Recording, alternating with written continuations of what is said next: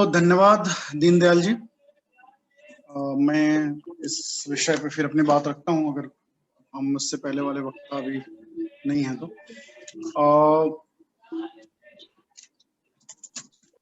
पंचायत जो है एक हमारा जो पूरा शासन तंत्र है, हमारी जो पूरी व्यवस्था है, शासकीय व्यवस्था, उसमें सबसे नीचे के पायदान पर है और सबसे, एक तरह से अगर हम देखें तो सबसे महत्वपूर्ण है, सबसे ज्यादा उसका महत्व है।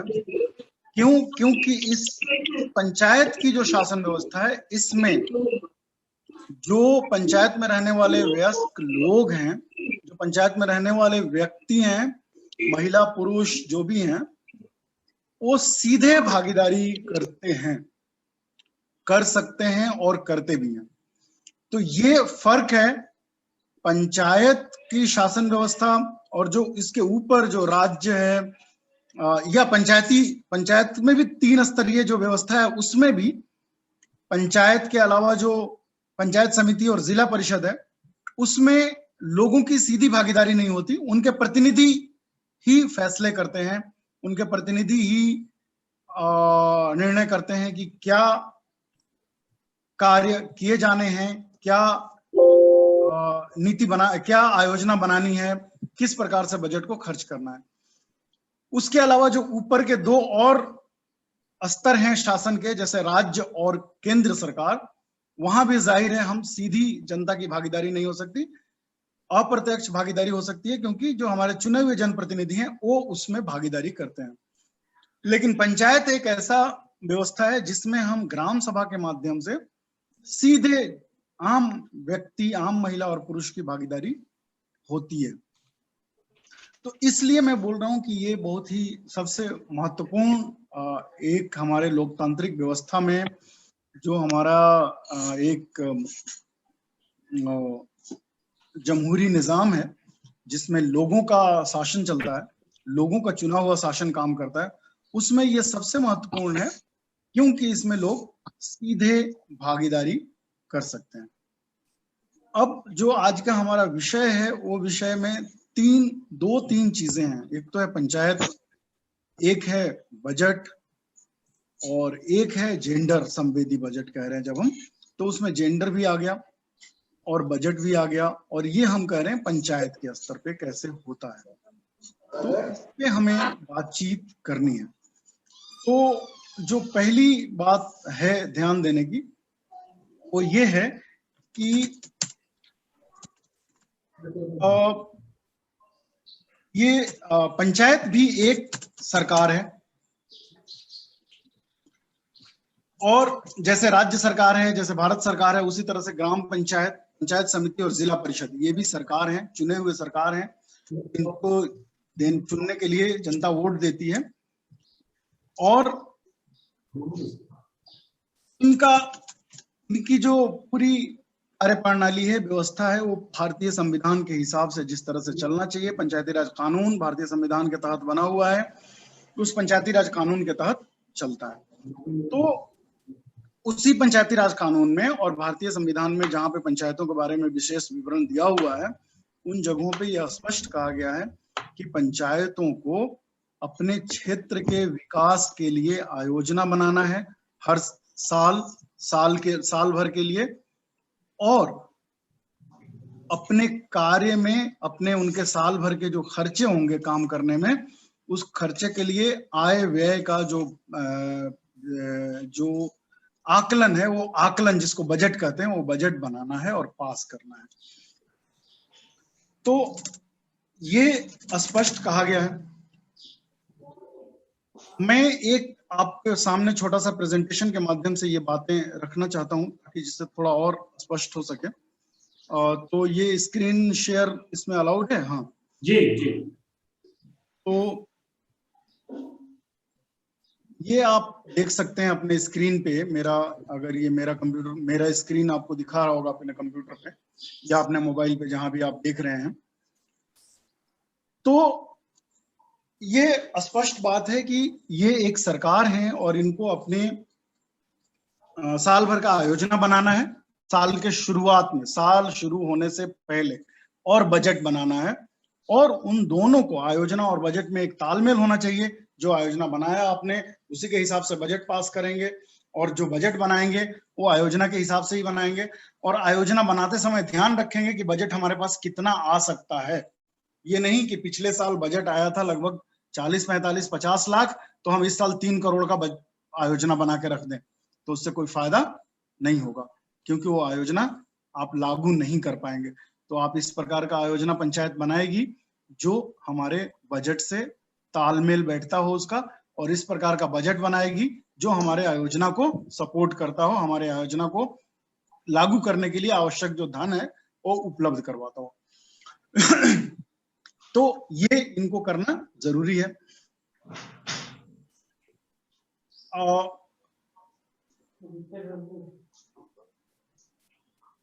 तो इसमें ये जो आयोजना होता है और इससे बजट होता है, इसमें क्या जेंडर की कोई इस जेंडर जो है शब्द और जेंडर जो है कॉन्सेप्ट, जेंडर का जो एक सोच है, उसके आधार पे क्या हम ये आयोजना और बजट बना सकते हैं? तो क्या है ये जेंडर का सोच और जेंडर का कॉन्सेप्ट? जेंडर का सोच और कॉन्सेप्ट ये है कि समाज में महिला और पुरुष को समान दर्जा समाज ने नहीं दे रखा है, लेकिन साथ ही साथ संविधान ने समान दर्जा दे रखा है। तो ये फर्क है, समाज ने नहीं दे रखा है समान दर्जा, बराबरी, लेकिन संविधान ने बराबरी दे रखी है। तो संविधान ने जो बराबरी दे रखी है उसको समाज में लागू करना है, और समाज ये बराबरी अभी तक पूरी तरह से स्वीकार नहीं कर रहा है, पूरी तरह से मान नहीं रहा है। तो ये जो फर्क है उसको हमें मिटाना है। संविधान ने जो बराबरी दिया है उसको समाज में वास्तविकता की धरातल पे लाना है। तो जेंडर का सोच यही है कि जेंडर सामाजिक सोच है जो ये बोलता है कि जो ये जिससे ये हम समझते हैं कि समाज महिलाओं और पुरुषों से अलग अलग व्यवहार करता है, और उनके लिए उनसे अलग अलग उम्मीदें रखता है, उनसे अलग अलग अपेक्षाएं रखता है, और उनके लिए अलग अलग पैमाने तय करता है कि वो क्या कर सकते हैं और क्या नहीं कर सकते हैं। जबकि संविधान ऐसा कुछ नहीं करता। संविधान कहता है वो हर मामले में बराबर है। तो ये जो फर्क है, समाज जो फर्क करता है महिला और पुरुषों के बीच में, उस फर्क को जो समाज फर्क करता है उसको जेंडर के कॉन्सेप्ट में समझते हैं। तो संविधान, लेकिन पंचायत जो है, सरकारें जो है संविधान से चलेंगी, समाज के सोच से नहीं चलेंगी, और समाज के सोच को बदलने का प्रयास करेंगी, ये संविधान के दृष्टि से, संविधान के अनुरूप। तो संविधान ये बोलता है कि ये बराबरी होनी चाहिए। तो क्या ये बराबरी लाने का जो प्रयास है वो पंचायत के आयोजना और बजट में भी आ सकता है, के द्वारा भी किया जा सकता है? यही सोच है जेंडर संवेदी बजट। जेंडर संवेदी बजट का मतलब हुआ, जैसा कि दीनदयाल जी ने अपने जो प्रारंभिक उन्होंने परिचय दिया इस कार्यक्रम का, उसमें भी उन्होंने कहा कि जेंडर संवेदी बजट का मतलब ये है कि एक ऐसा बजट जो समाज के अंदर जो जेंडर पैटर्न है, मतलब जो जेंडर की गैर बराबरी है, जो महिला और पुरुष की गैर बराबरी है, उसको पहचान करे, उसकी स्वीकृति, उसको माने कि हाँ ये मसला है, ये एक समस्या है। उसको माने कैसे? एक समस्या के तौर पे पहचान करे कि एक समस्या है जिसको हमें दूर करना है, और तब बजट बनाए कि हम ऐसा बजट बनाएं जिससे ये समस्या कुछ हद तक दूर हो। तो उसको हम बोलेंगे ये बजट जेंडर संवेदी है, मतलब जेंडर के प्रति ये संवेदनशील बजट है। अगर हम ऐसा बजट बनाएंगे जो इस असमानता को दूर करने में कुछ हद तक मदद करे, काफी हद तक मदद करे, तो उसको हम बोलेंगे कि ये एक जेंडर संवेदी बजट है, और ये एक जेंडर संवेदी आयोजना है।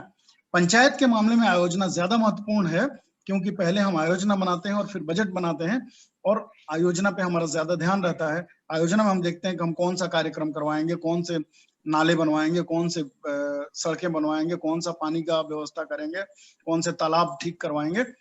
तो हमें आयोजना और बजट दोनों में इसको स्वीकार करना, और हमें ये मानना कि संविधान ने चूंकि कहा है कि हमें ये गैर बराबरी दूर करनी है, तो हम अपने आयोजना और बजट को भी इस तरह से बनाएं कि ये गैर बराबरी दूर हो सके, तो उसको हम बोलेंगे ये जेंडर संवेदी बजट है। अब भारत सरकार ने तो अपनी जिम्मेदारी पूरी कर ली। उन्होंने कहा कि हम जेंडर रिस्पॉन्सिव बजटिंग कर रहे हैं, हम एक जेंडर बजट स्टेटमेंट हर साल देते हैं, आप वो स्टेटमेंट देख लीजिए, और उनका एक तरह से काम पूरा हो गया। राज्य सरकार भी यही बात बोल रही है कि हम एक जेंडर बजट स्टेटमेंट देते हैं, मतलब अपना जो पूरा बजट पेश करते हैं 500-600 पेज का, उसके साथ हम एक और स्टेटमेंट देते हैं जिसको जेंडर बजट स्टेटमेंट बोलते हैं। आप उसमें देख लीजिए कि हम महिलाओं के लिए क्या कर रहे हैं, और उनका भी काम पूरा हो गया, कोई जेंडर रेस्पॉन्सिव बजटिंग कर रहे हैं। कितना अच्छा है कितना बुरा है वो एक अलग विश्लेषण का विषय है कि भारत सरकार ने जो जेंडर बजटिंग किया है वो उसके क्या प्रभाव हुए, उसका कितना अच्छा हुआ, क्या उसमें और सुधार की आवश्यकता है, हो सकता है राजस्थान सरकार जो कर रहा है उसमें क्या सुधार हो सकता है, ये एक अलग विषय है जिसमें मैं नहीं जाना चाहता अभी, वो एक अलग चर्चा का विषय है, उसमें हम नहीं जाएंगे। लेकिन उन्होंने अपना काम इतना तक कर दिया कि उन्होंने कहा कि हम अपना जेंडर बजटिंग कर रहे हैं। भारत सरकार ने भी कहा कि हम अपने बजट के साथ एक जेंडर बजट स्टेटमेंट देते हैं। राजस्थान सरकार ने भी 2012-13 से शुरू कर दिया जेंडर बजट स्टेटमेंट देना। उसमें बाद में सुधार भी किया, पहले वो बहुत बड़ा होता था, वो थोड़ा छोटा कॉम्पैक्ट होता है, ज्यादा आसानी से समझ में आने वाला है, पहले थोड़ा मुश्किल से समझ में आता था, तो वो सब सुधार भी चल रहा है। लेकिन क्या ये पंचायतों के स्तर पे कुछ ऐसा हो सकता है या हो रहा है, इस पे मैं बात करूंगा आगे। तो इस पे बात करने जाने से पहले मैं एक बात और जो जेंडर बजट के बारे में है वो हाईलाइट करना चाहता हूँ, वो जोर देना चाहता हूँ, वो ये है कि जेंडर बजट महिला और पुरुषों के लिए समान बजट की मांग नहीं करता। वो ये नहीं करता कि आप आधा पैसा महिलाओं को के लिए रख दो आपके खर्चे का और आधा पैसा पुरुषों के लिए रख दो, ये बिल्कुल नहीं कहता। उसका फोकस किस चीज पे, उसका फोकस और महत्व तो इस बात का है कि ये जो आप खर्चा कर रहे हैं, जो भी आप आयोजना कर रहे हैं, जो भी आपने प्लानिंग किया, जो भी बजट बनाया, उसका प्रभाव महिलाओं पर क्या पड़ा और पुरुषों पर क्या पड़ा। वो प्रभाव महिलाओं को के लिए पॉजिटिव हुआ कि नहीं, पुरुषों के लिए पॉजिटिव हुआ कि नहीं, उससे महिलाओं को कुछ फायदा हुआ कि नहीं, पुरुषों को कुछ फायदा हुआ कि नहीं, महिलाओं को ज्यादा फायदा देने वाले भी आप कार्यक्रम बना सकते हैं। तो प्रभाव पे वो ध्यान देता है, इम्पैक्ट ऑफ द एक्सपेंडिचर, कि जो हम खर्चा कर रहे हैं उस खर्चे का प्रभाव क्या है, इस पे वो फोकस करता है। अगर हम ऐसे खर्चे करें जिससे ये जो असमानता है वो और मजबूत हो, ऐसा खर्चा हम कर सकते हैं। सरकार ऐसे काम कर सकती है या अब बजट में ऐसे काम हो सकते हैं जिससे जो समाज में असमानता बना हुआ हो और मजबूत हो, तो वो जेंडर असंवेदी बजट हो जाएगा, जेंडर संवेदी बजट नहीं होगा, जेंडर न्यूट्रल भी नहीं होगा, वो असंवेदी हो जाएगा। लेकिन हम ऐसे करें जिससे ये असमानता दूर हो, हम ऐसे बजट बनाएं जिससे महिलाओं को रोजगार मिले, उनको शिक्षा मिले, उनके जो आवश्यकता है स्वास्थ्य के कुछ विशेष आवश्यकताएं हैं वो तो पूरा हो, वो तो ठीक है, वो तो जरूरी है, उसके बिना तो काम नहीं चलने का। तो जैसे भारत सरकार ने कहा कि हर महिला जब उसका पहला बच्चा पैदा होगा तो उसको 5,000 रुपए दिए जाएंगे, प्रधानमंत्री मातृ वंदना योजना। तो भाई आप इसमें कोई ऐसा विशेष काम नहीं कर रहे हैं जिससे महिलाओं को बहुत सशक्तिकरण हो, उनको कुछ आसानी हो रही है, पहला बच्चा पैदा होने पर उन दौरान वो काम करने नहीं जा पाएंगी तो उनको कुछ जो वेतन नहीं मिलेगा, मजदूरी नहीं मिलेगी, तो उनको एक आर्थिक रूप से उनको संबल मिल रहा है कि वो अपना खाने पीने का इंतजाम कर सकें, क्योंकि उन दिनों उनको ज्यादा न्यूट्रिशन चाहिए, ज्यादा पोषण चाहिए। लेकिन इससे उनको अच्छी नौकरी मिल रही है, इससे उनको अच्छा वेज मिल रहा है, ऐसा नहीं हो रहा है ना, इससे नहीं हो रहा। तो हमें इसके आगे जाके देखना होगा कि हमारा जो योजनाएं हैं वो उस दिशा में जाएं जिससे उनको आर्थिक सशक्तिकरण हो महिलाओं का, तो कुछ बात बनेगी। तो प्रभावों पर ध्यान देने की जरूरत है। फायदा पीएमएमवीवाई जैसी योजनाओं का भी होगा, उसका क्या नाम है, जननी सुरक्षा योजना का भी फायदा होगा महिलाओं को, लेकिन वो फायदा सिर्फ उनको उनका जो रिप्रोडक्टिव रोल है उसमें फायदा पहुंचा रहा है, लेकिन उनका जो प्रोडक्टिव रोल है सोसाइटी में, जैसे वो समाज में काम करती हैं घंटों, ऐसे काम करती हैं जिससे उत्पादन होता है, जिससे अनाज का उत्पादन होता है, जिससे घर बनता है, जिससे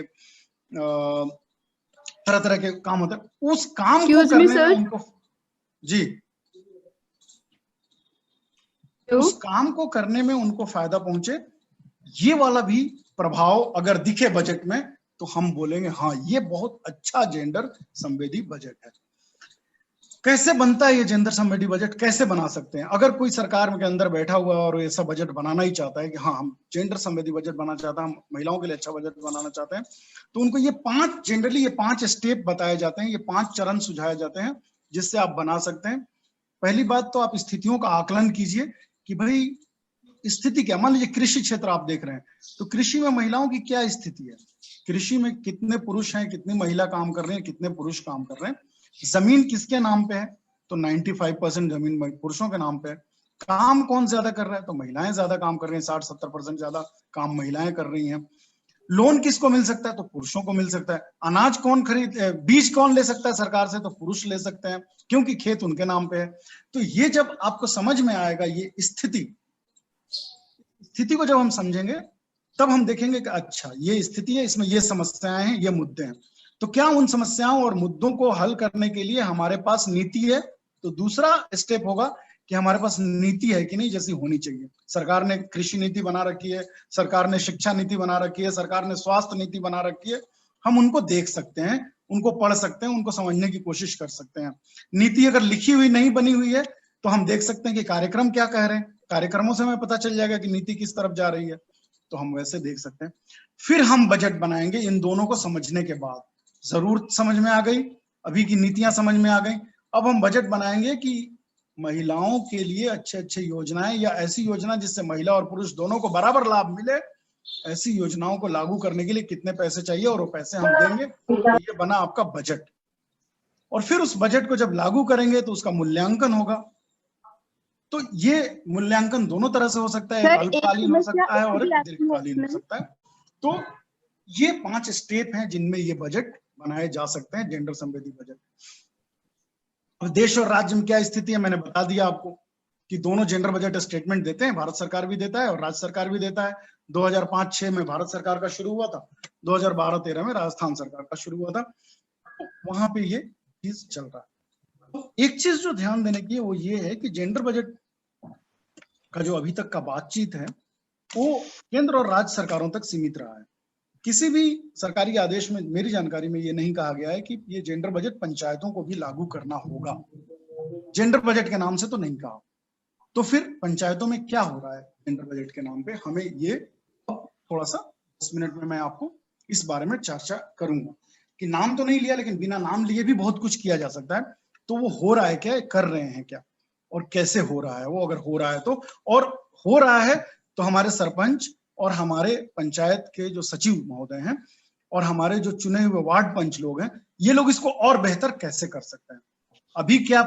अभी क्या मैकेनिज्म उपलब्ध है, अभी क्या सरकारी आदेश है और उसको लागू करना है, हम और बेहतर कैसे लागू कर सकते हैं, हम लोग इसमें चर्चा कर सकते हैं 5-7 मिनट। तो मैं इस पे समय लूंगा। तो जैसा कि आप जानते हैं कि ग्राम पंचायत को आयोजना बनाना होता है, मैंने 10 बार ये बात कही है, और पंचायत को बजट भी बनाना होता है, मैं ये बात भी 10 बार बोल चुका हूँ जब से ये शुरू हुआ है चर्चा। तो ये आप अच्छी तरह से जानते हैं कि उनको साल में एक बार पूरे साल का आयोजना बनाना है और पूरे साल का बजट बनाना है आने वाले साल का। और ये दोनों ही की खास बात ये है कि ये दोनों ग्राम सभा में पारित होंगे। इसको सिर्फ पंच लोग पारित कर देंगे ऐसा नहीं है कि सभी सरपंच महोदय और सभी वार्ड पंच लोग बैठ के और पास कर दिया, नहीं, इसको ग्राम सभा में पारित होना है, जैसे कि सभी चीजों का ग्राम सभा में पारित होना है। अब ये जो पंचायत की आयोजना जीपीडीपी का जो कॉन्सेप्ट आया है कुछ दिनों से, पिछले 5-6 सालों से, उसमें ये स्पष्ट कहा गया था कि 40% आवंटन ऐसे कार्यों पे कीजिए जिससे महिलाओं और बच्चों का विकास हो, जिससे महिलाओं और बच्चों के लिए योजना खर्च हो रहा हो। तो ये तो साफ कहा गया था उसमें, जीपीडीपी के जो गाइडलाइन था राजस्थान सरकार का, उसमें भी कहा गया था। तो पहला आपको जेंडर बजटिंग का जो पंचायत लेवल पे जेंडर बजटिंग होना चाहिए, वीडियो तो ऑन कर लो, उसका जो आधार मिल रहा है वो तो यही मिल गया कि क्यों करना जरूरी है। नाम नहीं है जेंडर बजट, लेकिन जेंडर बजट ही हो रहा है ये। फिर दूसरा बात यह है कि अभी तक जो भी जेंडर बजट का मैंने बात किया उसमें भागीदारी पे मैंने बात नहीं किया, लेकिन ये स्पष्ट कहा जाता है कि जो भी जेंडर बजट आप बनाओगे महिलाओं के सोच से बनाओगे वो तो ठीक है, लेकिन उसमें महिलाओं की भागीदारी आपको देनी पड़ेगी। ऐसा नहीं हो सकता कि सारे पुरुष 100% पुरुष लोगों की कमेटी बैठ के बजट बना दे और बोले कि ये तो महिलाओं के लिए बहुत अच्छा बजट हमने इस साल बनाया। आप बना भी दोगे तो उसका कोई क्रेडिबिलिटी नहीं रह जाएगा जब तक उसमें महिलाओं की भागीदारी नहीं हो। तो पंचायत क्या करता है? पंचायत महिलाओं की भागीदारी को सुनिश्चित करता है। कैसे? कानून बना के। संविधान ने तो कहा ही था कि 1/3 देना है आरक्षण महिलाओं को चुनाव में। 20 राज्यों ने 50% तक आरक्षण दे रखा है। तो पहला इन्होंने भागीदारी को सुनिश्चित किया पंचायत ने। तो ये भी जेंडर बजटिंग की तरफ एक बड़ा कॉन्सेप्ट, बड़ा एक कदम है, अपने आप उठता है, जो बिना नाम लिए हो रहा है। और इसमें जो ये रिजर्वेशन है, इस रिजर्वेशन सिर्फ महिलाओं के लिए रिजर्वेशन नहीं है, इस महिलाओं में कुछ पिछड़ी जो समूह है, सामाजिक समूह, उनके लिए भी रिजर्वेशन है। तो उन सामाजिक समूहों की महिलाओं के लिए भी रिजर्वेशन है। तो ये एक बहुत बड़ी बात है। तो ये भागीदारी सुनिश्चित करता है।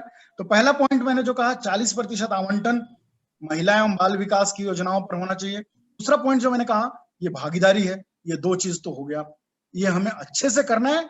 ये कागज पे तो बहुत बढ़िया दिखता है, लेकिन ये हो रहा है नहीं हो रहा है, कितना बढ़िया कर सकते हैं, ये जो ग्राउंड पे संस्थाएं काम कर रही हैं, ग्राउंड पे जो लोग काम कर रहे हैं, वो इसको और बेहतर कर सकते हैं। अब तीसरी बात कि ये जो जीपीडीपी है, इसको ये कहा गया कि ये जो जीपीडीपी बनाने से पहले महिला सभा और बाल सभा होना चाहिए, और वो जो बोलेंगे महिला सभा और बाल सभा में जो बातें, वो बातों को इस जीपीडीपी में शामिल करना चाहिए। तो महिलाओं की सीधी भागीदारी ग्राम सभा में भी होगी, लेकिन उसके पहले, चूंकि ग्राम सभा में महिलाएं बात नहीं रख पाती ठीक से, तो उनकी अपनी ग्राम सभा होगी जिसको महिला सभा बोलेंगे, और उसमें वो बात रखेंगी और वो बात आगे जाएगी ग्राम सभा तक और वो उसमें शामिल किया जाएगा। प्लस वार्ड सभा होगी, वार्ड सभा में वो अपनी बात रख सकती है क्योंकि वो छोटा सभा होता है, और वो बात ऊपर जाएगी। तो ये वार्ड सभा, महिला सभा, बाल सभा, ये सभाएं होंगी जहां महिलाएं अपनी बात रख सकती हैं। तो क्या प्रयास किए गए हैं, मतलब बिना नाम लिए, मैं ये नाम जेंडर संवेदी बजट बनाने का जो है, आयोजना को जेंडर संवेदी बनाने के लिए क्या प्रयास किए गए हैं। तो ये एक तो भागीदारी वाली बात मैंने कर दी। दूसरा, पंचायत विकास योजना, ग्राम पंचायत विकास योजना का जो इस पूरा ढांचा है, उस ढांचे को अगर हम गौर से देखेंगे तो हम पाएंगे कि इसमें जेंडर संवेदी बजट के भी जो 5 स्टेप पहले ऊपर डिस्कस हुए थे वो शामिल हैं। आप देखिए ये क्या बोल रहा है, ये बोल रहा है कि वार्ड सभा, महिला सभा, बाल सभा करना पड़ेगा, स्वयं सहायता समूहों का मीटिंग लेना पड़ेगा, उनका सुझाव लेना पड़ेगा, वातावरण निर्माण होगा, उसी दौरान ये सब भी होगा। ये तीनों सभाएं, तीनों तरह की सभाएं, चारों तरह की सभाएं। फिर आंकड़े संग्रहण करेंगे। आंकड़े संग्रहण के लिए उन्होंने एक विशेष सर्वे का नाम ही दे दिया, मिशन अंत्योदय सर्वे। फिर स्थिति का रिपोर्ट बनाएंगे। यहां भी हमने कहा था हम स्थिति का आकलन करेंगे जेंडर बजट बनाते समय, ये भी स्थिति का आकलन कर रहे हैं। इस स्थिति के आकलन में अगर हम महिला पुरुष अलग अलग कर लें तो ये अपना पहला स्टेप तो जेंडर बजट का यहीं पे हो गया। प्राथमिकता निर्धारण करेंगे, भाई क्या काम करना है, इसमें से 50 काम बताए जा रहे हैं, इसमें से कौन सा काम करना है, कौन सा नहीं करना है। फिर सहभागिता आधारित नियोजन होगा, विशेष सभाएं, ग्राम सभा, विशेष ग्राम सभा आयोजित की जाएगी इसके लिए, आयोजना बनाने के लिए। तो ग्राम सभा में फिर महिलाएं आएंगी, पहले वो महिला सभा में अपनी बात रख चुकी हैं, ग्राम सभा में अपनी बात रखेंगी, वार्ड सभा में बात रख चुकी हैं, फिर ग्राम सभा में बात रखेंगी, तो उनकी बात को दोबारा यहाँ सुना जाएगा। फिर ये आयोजना बनेगा जिसको अंत में ग्राम सभा द्वारा पारित किया जाएगा। तो मैं ये कहना चाहता हूं, ये दोनों स्टेप अगल बगल रख के साथ साथ आपको दिखा के कि इसके जो स्टेप हैं जेंडर बजट बनाने के और इसके जो स्टेप हैं जीपीडीपी के, ये बहुत मिलते जुलते हैं। अगर हम महिलाओं के प्रति थोड़ी संवेदनशीलता बनाए दिखाएं, जेंडर बजट बनाते समय महिलाओं के मुद्दों को उसमें शामिल करें, तो हमारा जीपीडीपी अपने आप में एक जेंडर संवेदी बजट का बढ़िया नमूना होगा। और उसमें जैसा कि ऊपर मैंने कहा, दोबारा मैं कह रहा हूं इस बात को कि उसमें ये तो ध्यान रखना ही है कि 40% काम महिलाओं और बच्चों के लिए हो, ये ध्यान रखना ही रखना है। तो उसके लिए क्या क्या काम होंगे, ये कौन से काम करें जिससे चल, क्योंकि जब पंचायत की प्लानिंग करने बैठते हैं तो रोड, सड़क, नाला, बिजली, पानी, हैंडपंप लगवाना, इन सब के आगे कुछ सूझता नहीं है। तो हम महिलाओं से पूछें उनको क्या समस्या है, वो आपको बताएंगी कि जो तालाब है जहाँ पे वो कपड़े धोने पानी लेने जाती हैं, जो कुआं है जहाँ वो पानी लेने जाती हैं, तो उसमें उनको क्या दिक्कत आता है। जो आंगनबाड़ी केंद्र बना हुआ है वहां तक जाने में उनको क्या दिक्कत आता है। जो स्कूल बना हुआ है वहां तक उनकी बच्चियां पढ़ने जाती हैं तो उसमें उनको क्या दिक्कत आता है, जो उनके बच्चे का खाने पीने का न्यूट्रिशन का मसला है वो बताएंगे। और अगर हम इनको ग्राम पंचायत के अपने आयोजना में किसी तरह से शामिल कर सकें, चाहे वो 15वें वित्त आयोग के पैसे से शामिल करें, चाहे वो राज्य वित्त आयोग के पैसे से शामिल करें, चाहे वो हमारे क्षेत्र में जो विभाग काम कर रहा है, शिक्षा विभाग, स्वास्थ्य विभाग, उससे करवाएं, जैसे करवाएं, लेकिन अगर वो काम इसमें शामिल करते हैं और आगे उसके बाद जो बजट बनेगा, इसके अलावा राजस्थान सरकार ने 9 अगस्त 2019 को एक आदेश दिया जिसमें यह कहा गया कि हर ग्राम सभा में, चाहे वो ग्राम सभा किसी भी मुद्दे पे बुलाई गई हो, चाहे वो बजट वाली ग्राम सभा हो, चाहे आयोजना बनाने वाली ग्राम सभा हो, चाहे वो 2 अक्टूबर की हो, चाहे वो 26 जनवरी की हो, चाहे कोई भी ग्राम सभा हो, चाहे वो 15 अगस्त की हो, हर ग्राम सभा में जो अनिवार्य एजेंडा, जो अस्थायी एजेंडे हैं, उन एजेंडों में महिलाओं के ये मुद्दे शामिल किए गए हैं। कौन कौन से मुद्दे? महिला हिंसा अगर उस क्षेत्र में हो रहा है तो उस पर चर्चा करना है। मां बन रही हैं बच्चियां, अगर समय से पहले उनकी शादी हो रही है और वो मां बन रही है कम उम्र में, उससे उनको स्वास्थ्य की समस्याएं आ रही हैं, तो उस पर चर्चा करना है कि उनकी कम उम्र में शादी ही नहीं हो, वहीं से हम रोक लगा दें। उन महिलाओं बच्चों के लिए भोजन, चिकित्सा, ये सब का प्रबंध अलग अलग विभागों के जो कार्यक्रम है उनके हिसाब से करवाना है। शिक्षा, रोजगार, लड़के लड़कियों का जन्म दर, खराब लिंग अनुपात के परिणाम, गैर कानूनी भ्रूण जांच, बालिका भ्रूण हत्या के विरुद्ध जन चेतना, ये सब पे चर्चा हर ग्राम सभा में होनी है। महिला एवं बाल संरक्षण के कार्यक्रमों की प्रति जागरूकता, भारत सरकार और राजस्थान सरकार के जो भी कार्यक्रम है जो महिलाओं के लिए, बच्चों के लिए, उस पे जागरूकता फैलाने का काम, ये भी हर ग्राम सभा में चर्चा होना है। और 40% जो मैंने कहा महिलाओं एवं बच्चों पे खर्च होने वाली बात है, वो हो रहा है कि नहीं, इसकी समीक्षा करनी है, ये भी हर ग्राम सभा में करना है। तो हर ग्राम सभा के अब अस्थायी एजेंडे में ये शामिल है चीजें। तो इनसे अब कोई भी ग्राम सभा ये नहीं बोल सकता अरे ये ग्राम सभा पेड़ लगाने के लिए हमने रखा था, इसको तो पेड़ लगाने की बात पे चर्चा होकर और बंद कर दिया। नहीं, आप किसी भी विषय पर ग्राम सभा बुलाएंगे, आपको उसमें ये अस्थायी एजेंडा है, ये परमानेंट एजेंडा है, इस पर चर्चा करना ही है हर ग्राम सभा में। ये 9 अगस्त 2019 का ऑर्डर है राजस्थान सरकार का। आप चाहेंगे तो ऑर्डर की कॉपी आपको मैं दे दूंगा, या दीनदयाल जी दे देंगे, या आप कहीं से भी ले सकते हैं, सरकार के वेबसाइट पे है, पंचायती राज डिपार्टमेंट की वेबसाइट से ले सकते हैं। तो ये है, तो इस प्रकार से ये सुनिश्चित किया जा रहा है कि इन मुद्दों पे चर्चा हो ही हो पंचायत में। फिर पंचायतों में एक महिला शक्ति समूह बनाया गया है, 8 अगस्त 2019 का आदेश है ये। इसमें कौन कौन होंगे? इसमें सरपंच साहब होंगे, उप सरपंच साहब होंगे, महिला पुरुष जो भी हो वो रहेंगे इसमें। लेकिन इसकी संयोजक होंगी कोई महिला वार्ड, इसकी सह संयोजक भी कोई महिला वार्ड होंगी, ग्राम विकास अधिकारी भी इसके पदेन सचिव सर रहेंगे, एएनएम, आशा सहयोगिनी, आंगनवाड़ी कार्यकर्ता, ये सब लोग इसके सदस्य रहेंगे, सभी वार्ड महिला वार्ड पंच इसके सदस्य रहेंगी। उधर जो समय सहायता समूह बने हुए महिलाओं के, उसके अध्यक्ष भी इसके मेंबर रहेंगे। इसके अलावा सरपंच साहब 5 महिलाओं को चुन सकते हैं, वो रहेंगी मेंबर इसके। और उस ग्राम पंचायत में जितनी महिलाएं काम करती हैं, अगर महिला शिक्षक वहां काम कर रही हैं, कोई भी किसी भी विभाग की महिला कोई कर्मचारी है, तो वो इसकी सदस्य रहेंगी। तो ये महिला शक्ति समूह बन गया है। इसकी मीटिंग हर महीने 5 तारीख को, जैसे पंचायत की मीटिंग होती है वैसे इसकी मीटिंग हर महीने 5 तारीख को होया करेगी। पंचायत की मीटिंग खत्म हुई और इसकी मीटिंग शुरू हो जाएगी। इस मीटिंग में फिर महिला शक्ति समूह का जो कार्य है वो क्या है कि ग्राम पंचायत में क्षेत्र की महिलाओं को उनके कानूनी अधिकारों, महिला विकास की योजनाओं की जानकारी प्रदान करना तथा उन्हें से होने वाले लाभ पहुंचाने के लिए सक्रिय प्रयास करना। समूह किसी भी प्रकार के उत्पीड़ित महिलाएं एवं बच्चों को विधिक सहायता, चिकित्सा सहायता एवं अन्य सरकारी सहायता उपलब्ध करवाने एवं उनको मानसिक रूप से तैयार करने का भी काम करेगा। ये समूह ये भी करेगा कि अगर कोई महिला उत्पीड़ित हुई है, अगर कोई विक्टिम है, तो उसको कानूनी सहायता मिल सके। जो जिला विधि सहायता केंद्र है वहां से, पुलिस से, महिला सलाह एवं सुरक्षा केंद्र है वहां से, जैसे भी उसको सुविधा, उसको सहायता पहुंचाए ये समिति। फिर अगर उसको स्वास्थ्य संबंधी दिक्कत है तो उप स्वास्थ्य केंद्र है, प्राथमिक स्वास्थ्य केंद्र है, सामुदायिक स्वास्थ्य केंद्र है, जहां से भी उसको स्वास्थ्य का जो भी लाभ हो सकता है वो दिलवाया जाए। न्यूट्रिशन की बात है, पोषण की बात है, तो ICDS केंद्र है, आंगनबाड़ी केंद्र, वहां से उसको लाभ दिलवाया जाए।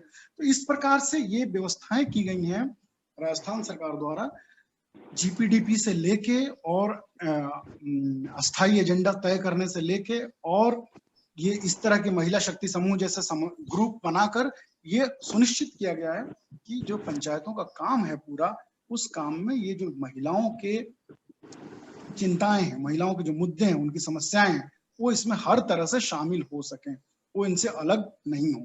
तो ये मैं आपके सामने पेश करना चाहता था कि अगर हम पंचायतों के कार्य को देखें पूरा ऊपर से नीचे तक, तो बिना इस बात का नाम लिए कि पंचायत में भी जेंडर बजटिंग हो रही है, हर स्तर पे हर प्रकार से, चाहे वो आयोजना बनाना हो, चाहे वो ग्राम सभा में उनको पास करवाना हो, चाहे उनको लागू करवाना हो, चाहे ग्राम सभा में चर्चा की बात हो, एजेंडे की बात हो, हर तरह से महिलाओं के मुद्दों को सामने लाने की कोशिश की गई है, और ये बिल्कुल उसको जेंडर संवेदी बनाने का प्रयास किया गया है।